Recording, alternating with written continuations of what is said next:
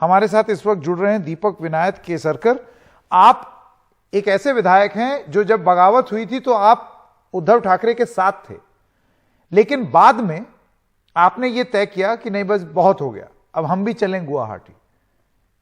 केसरकर जी, आपका बहुत बहुत स्वागत हमारे साथ जुड़ने के लिए। मेरा सबसे पहला सवाल आपसे यह है, क्या संख्या बल आपके साथ है? बिल्कुल है। अच्छा, तो आप कह रहे हैं संख्या बल आपके साथ है। मेरा सवाल आपसे यह है कि शिवसेना भवन में आज दिन भर बैठकें हुई जिसमें कहा गया कि जिनको जाना है वो चले जाएं, पार्टी फिर खड़ी कर ली जाएगी और पत्ते और टहनी के जाने से जड़ कमजोर नहीं होती। किस तरीके से देखते हैं इस बयान को? देखिए, किसी ने पार्टी को तोड़ने की कोशिश नहीं की है। पार्टी का जो आइडियोलॉजी है, जो बाला साहब के दिन से चल रही है, उस आइडियोलॉजी को मेंटेन करने के लिए हम लोग बोल रहे हैं। आज शिवसेना किसके साथ जा रही है? एनसीपी के साथ। एनसीपी ने हमारी पार्टी 3 बार तोड़ी है, तो वो हमारी पार्टी कैसे बचाएंगे? हमें तो अपनी पार्टी बचानी है और उसे आगे भी लेके जाना है। लेकिन जो महाविकास आघाड़ी बनी है महाराष्ट्र में, उसको हम लोग नहीं चाहते, वही हमारा कहना है। हमने दूसरी कोई भी चीज नहीं कही इसके बावजूद। केसरकर जी, डिप्टी स्पीकर अभी अपना फैसला उन्होंने नहीं सुनाया है। आप कह रहे हैं कि आप ही शिवसेना हैं। दोनों फैक्शन में फिर फर्क क्या है, मुझे समझ में नहीं आ रहा। फिर अगर आप ही शिवसेना है तो इसका मतलब फिर सरकार इंटैक्ट है। उसका फर्क इतना है, उनके पास सिर्फ 14 लोग हैं और 55 लोगों के पार्टी में 14 लोग कुछ नहीं कर सकते, क्योंकि कॉन्स्टिट्यूशन के हिसाब से आपके पास 2/3 मेजोरिटी होना चाहिए। हमने 2/3 मेजोरिटी के सिग्नेचर्स डिप्टी स्पीकर साहब के पास भेज दिए हैं। इसके बावजूद भी वो कोई इलीगल स्टेप उठाते हैं तो हम तुरंत कोर्ट में जाएंगे, उसको क्वैश करेंगे और उनके खिलाफ नो कॉन्फिडेंस मोशन भी अभी इन फोर्स है। तो वो ऐसे डिसीजन नहीं ले सकते। ये डिसीजन आज लेने का उनका ये नहीं है, क्योंकि नो कॉन्फिडेंस मोशन चलेगा ऐसे फ्लोर ऑफ द असेंबली पे, और तब तक उनके जो ये राइट्स है मेरा एक सवाल सीमित हो जाते हैं एज पर लॉ। मेरा एक सवाल है, अगर इस बीच विधायकों की, सारी नहीं क्योंकि कुछ लोगों को नोटिस गया है, उनकी अगर बर्खास्तगी हो जाती है तो फिर आप संख्या बल कैसे जुटाएंगे? मेरा ऐसे कहना है कि वहां there is a principle of natural justice. आपको हियरिंग देनी पड़ती है। कैसे देंगे ये? हियरिंग देने के बगैर अगर डिस्क्वालीफाई करेंगे तो कोर्ट उसको खारिज कर देगी।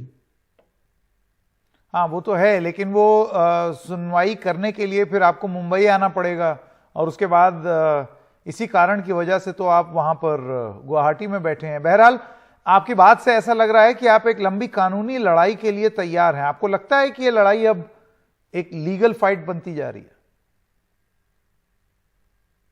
देखिए, कानून को वो लोग मानते ही नहीं है। उनको तो एक तो एक्सेप्ट करना चाहिए कि वो मेजोरिटी में नहीं है, उनको इस्तीफा देना चाहिए, गवर्नमेंट बर्खास्त करनी चाहिए। फिर नई गवर्नमेंट बनाने के बारे में क्या करना है उसको बाद में सोचना है। आज तो उसको एक्सेप्ट करना चाहिए। वो एक्सेप्ट करने के लिए तैयार नहीं है। वो बोलते हम लोग सड़क पे उतर जाएंगे। सड़क पे उतरने से कोई गवर्नमेंट बनती है क्या? और बीजेपी और सेना एक साथ लड़े थे, उसके बाद हम लोग चुन के आए, तो हम लोग ने अलग से हम लोग गए और महाविकास आघाड़ी बनाई, तो बीजेपी के लोग सड़क पे आ गए थे क्या? जो भी वर्डिक्ट होता है, जो भी फ्लोर ऑफ हाउस पे डिसीजन होता है, उसको एक्सेप्ट करना चाहिए। तो उन्होंने एक्सेप्ट किया, तो आज एक्सेप्ट करने के लिए हम लोग क्यों तैयार नहीं है? और जैसे महारथी है आपके पास, पवार साहब है जो डेमोक्रेसी को मानते हैं, तो एक्सेप्ट करना चाहिए कि हमारे पास मेजोरिटी नहीं है, हमारे एमएलए हमारे साथ नहीं है, उनकी संख्या 2/3 से ज्यादा है, उसको एक्सेप्ट कीजिए। अच्छा, केसरकर जी, ये बताइए, आपने उद्धव ठाकरे का बयान सुना ही होगा कि आमने सामने आकर के बात करो।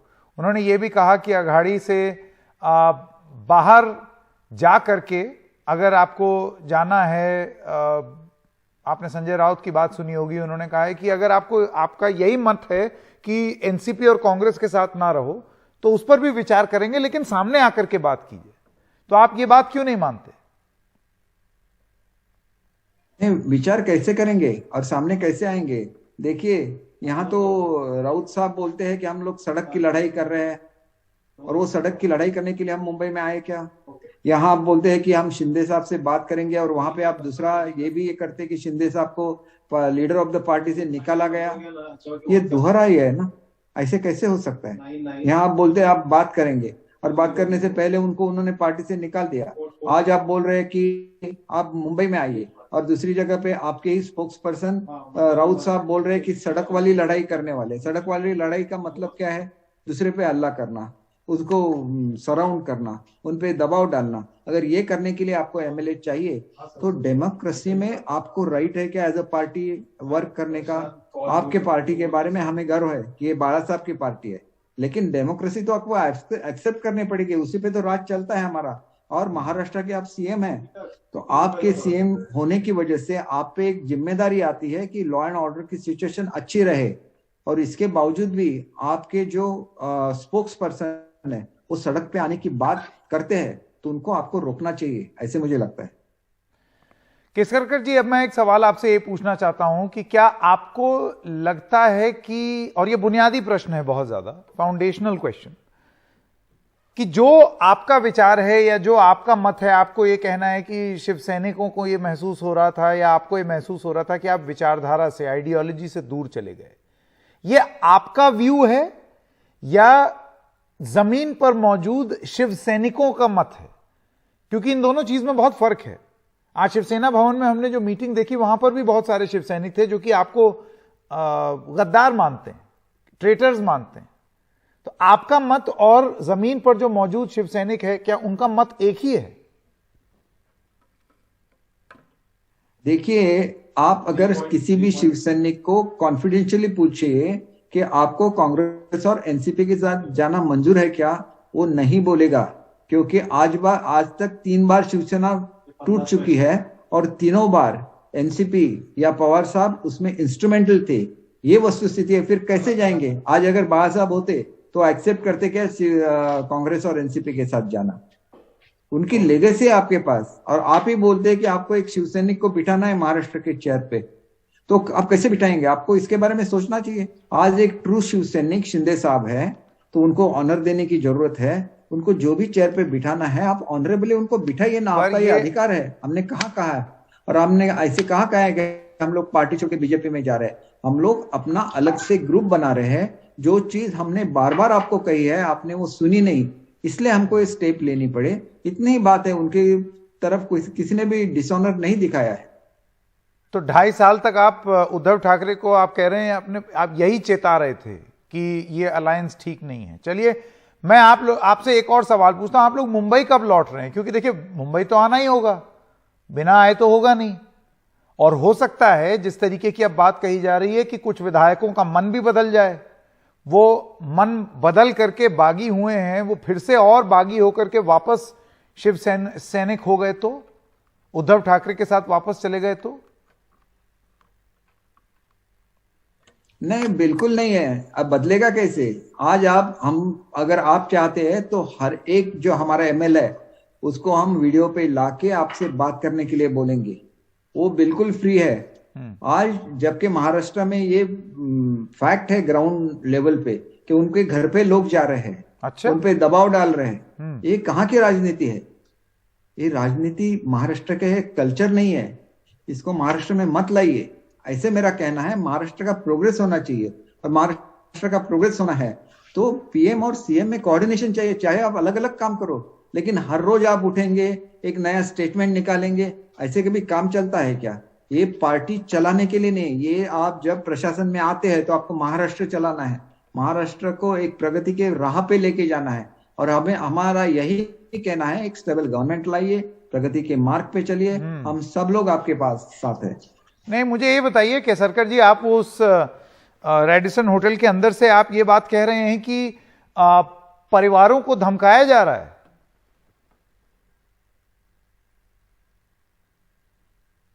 देखिए, ये तो फैक्ट है। मैंने खुद इसको एक्सपीरियंस किया है। अच्छा। कि मैं जब उद्धव साहब को मिलने गया था तो मैंने उनको बोला था कि मेरी वाइफ बीमार है और मुझे अपने घर पे रहना है। तो उन्होंने कहा ठीक है, आप अपने घर पे रहो।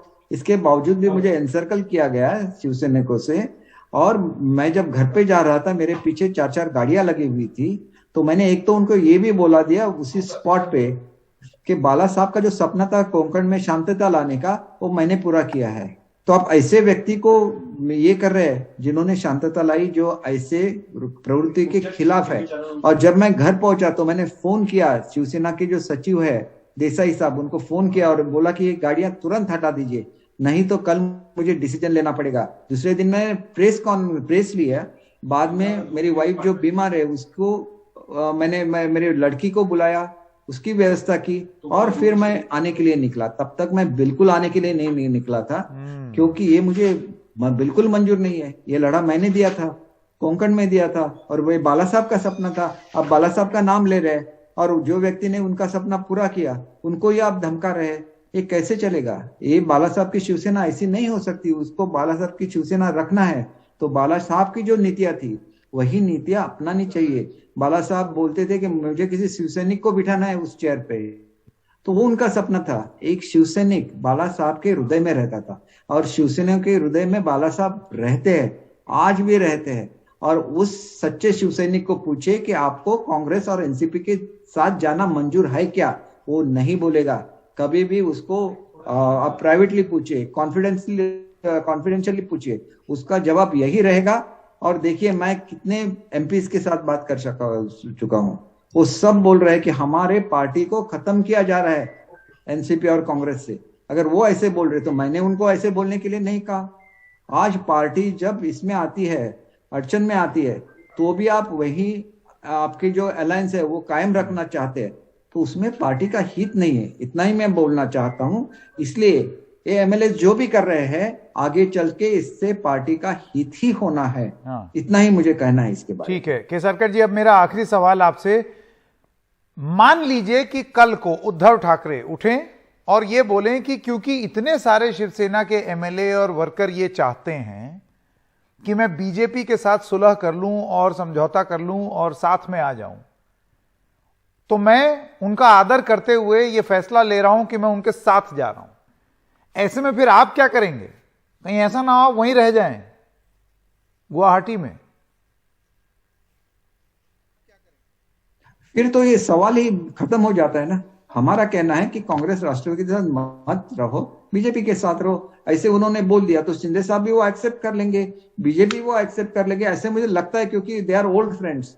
25 साल तक उनकी दोस्ती रही, 25 साल तक उन्होंने इकट्ठा राज किया। फिर उसके बाद के 5 साल हम लोग इकट्ठा मिनिस्ट्री में रहे, हमने इकट्ठा काम किया है। और हर बार जो ऑनर उनको उद्धव साहब के बारे में था, हर बार उन्होंने वो ऑनर दिया है उनको। चलिए दीपक केसरकर जी, आपका बहुत बहुत धन्यवाद। रेडिसन के गुवाहाटी के उस होटल के अंदर से दीपक केसरकर, जो कि एक विधायक हैं, पहले उद्धव ठाकरे के साथ थे, उसके बाद फिर 2-3 दिन बाद वो भी एकनाथ शिंदे के पास चले गए, वो हमारे साथ जुड़े। आपका बहुत बहुत धन्यवाद।